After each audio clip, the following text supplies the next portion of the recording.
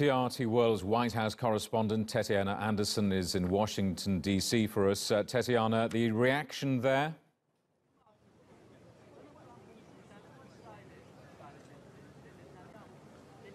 Well, there's been lots of reaction, obviously, since President Trump came out and made this announcement, which was expected the later we got into the day. As a matter of fact, about 15 minutes or so ago, we heard from President Obama.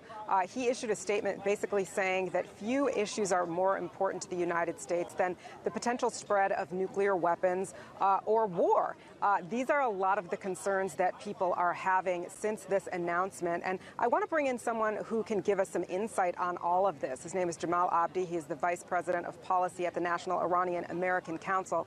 And Jamal, I know that your organization has been a huge supporter of the JCPOA, but what happens when such a powerful country like the United States pulls out of something like this? Can it survive?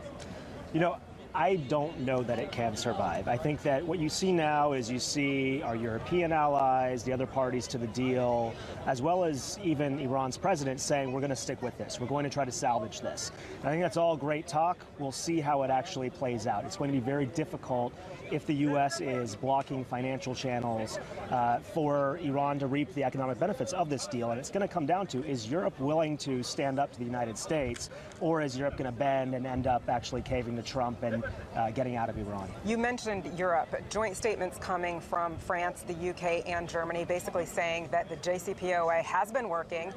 They're going to continue to participate in the deal. You've had Hassan Rouhani come out and say that he's calling for the enrichment of uranium, but he's also waiting to see what these European nations have to do.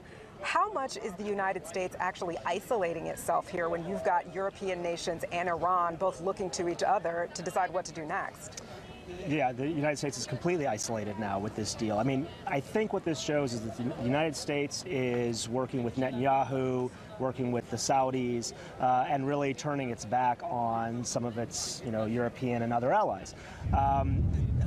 How the United States actually is able to enforce an Iran policy now that it has basically said you can't trust us anymore, we're going to back out of our word, I don't know that the U.S. is going to have much power going forward, short of military action in dealing with concerns from Iran's nuclear program.